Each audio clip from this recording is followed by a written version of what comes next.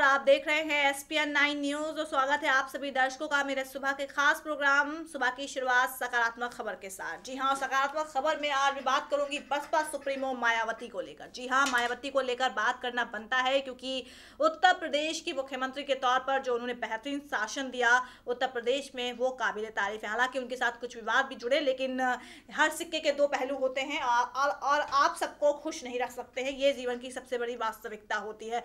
आप अगर किसी के लिए अच्छा करेंगे तो हो सकता है वो दूसरे के लिए बुरा भी हो सकता है। यानी सोच सोच पे निर्भर होता है। जाकी रही भावना जैसी प्रभु मूरत देखी तिन तैसी। चलिए, अब मैंने ये बात आपको बताई है तो मायावती के बारे में सकारात्मक बस इतना सकारात्मक ये है कि इस बार जो है वो मजबूती की कगार पर है उत्तर प्रदेश में, क्योंकि साल 2014 और साल 2017 उत्तर प्रदेश में हुए विधानसभा चुनाव और 2014 आम चुनाव में जिस तरह से बसपा का कहीं ना कहीं सुपड़ा हिसाब देखने की स्थिति मिली थी हमें उत्तर प्रदेश में, उसकी वजह से लगा था कि शायद मायावती का अस्तित्व जो है वजूद जो है खत्म होने की कगार पर है। जाहिर सी बात है, उनकी भी उम्र हो चली है और ऐसे में पार्टी में भी कोई उत्तराधिकारी नहीं है। हालांकि अब आकाश आनंद को लेकर भी बातें सामने आ रही हैं। ये भी एक सकारात्मक जो है बहुजन समाज पार्टी के समर्थकों के लिए बड़ी खबर है। लेकिन हाँ, कुल मिलाकर अगर मायावती को लेकर बात की जाए तो मायावती ने बिल्कुल भी हताश, निराश और परेशान नहीं हुई।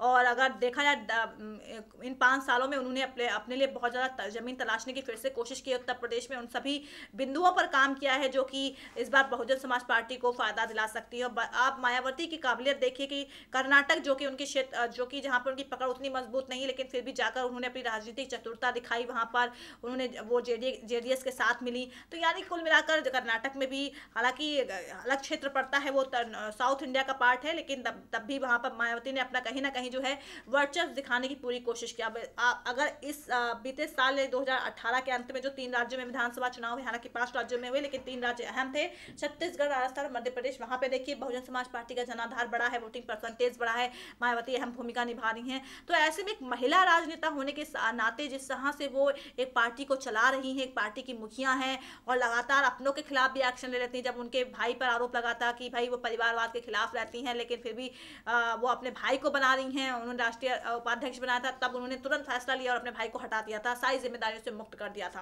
तो ऐसे में आप सोच सकते हैं किस तरह से मायावती जो है एक्शन लेने से बिल्कुल पीछे नहीं हटती। और मुझे वो दौर याद है जब उत्तर प्रदेश में वो मुख्यमंत्री थी। हालांकि वो यादें थोड़ी सी धुंधली हो चुकी हैं, लेकिन मुझे याद है कि उनके राज में पुलिस की शासन व्यवस्था बहुत बेहतरीन थी और सबसे बड़ी बात यह थी कि महिलाओं की सुरक्षा बहुत बेहतरीन थी। सुरक्षा की जो जिम्मेदारी थी महिलाओं के खिलाफ, शायद हालांकि केसेस होते थे ऐसा नहीं है, लेकिन बाकी सरकारों की अपेक्षा उत्तर प्रदेश में मायावती के राज में अगर देखा जाए तो महिलाओं की स्थिति में अभूतपूर्व परिवर्तन हमें देखने को मिला था। जाहिर सी बात है, महिला थी और महिला ही महिला का दर्द समझ सकती है, ऐसा भी कहा जाता है। तो ऐसे में ये उनकी एक सियासी करियर की बहुत बड़ी उपलब्धि थी। और सबसे बड़ी बात यह कि उनके शासनकाल में एक और विवाद जुड़ा था, वो था वरुण गांधी को लेकर। जब उन्होंने मेनका गांधी के बेटे पे वरुण गांधी पर जो है पोटा लगाने की कोशिश की थी, तब मेनका गांधी मायावती के बीच जो है बहुत बड़ा एक युद्ध देखने को मिला था। लेकिन कुल मिलाकर बातों का युद्ध था हालांकि वो, लेकिन कुल मिलाकर ये देखने को मिला था। तो मायावती की ये बातें दर्शाती हैं कि वो एक्शन लेने से बिल्कुल पीछे नहीं हटती हैं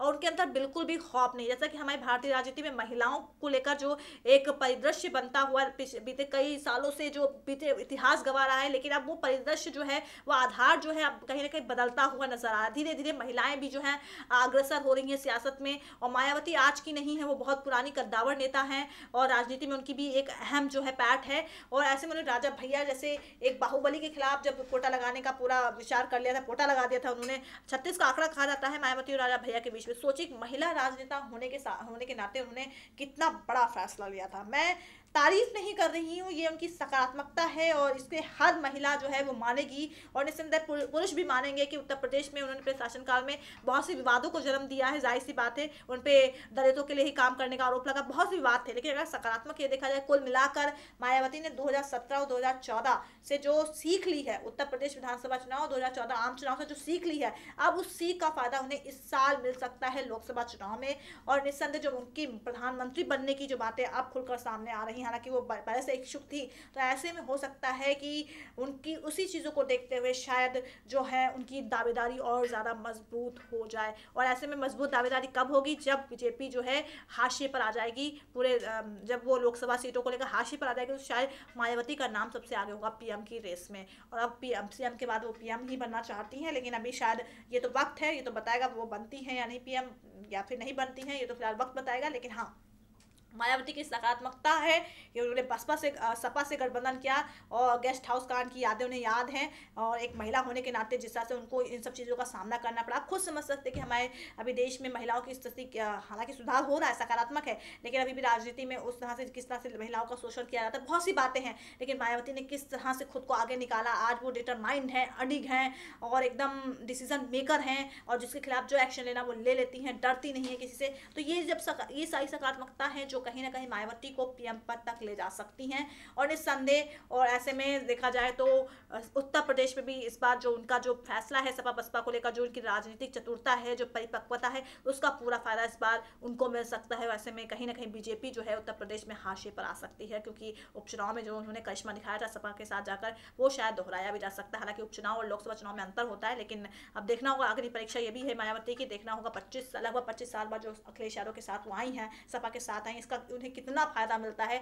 लेकिन हाँ, कुल मिलाकर ये है कि मायावती की सकारात्मकता है कि एक महिला राजनेता होने के साथ साथ वो फैसले लेने में बहुत आगे हैं और उनके अंदर किसी भी चीज़ का डर नहीं है, वो हमेशा गलत के खिलाफ रही हैं और गलत के खिलाफ रहती हैं। तो दर्शकों, आज सकारात्मक खबर में बस इतना ही, होगी आपसे फिर मुलाकात, लेकिन तब तक के लिए नमस्कार।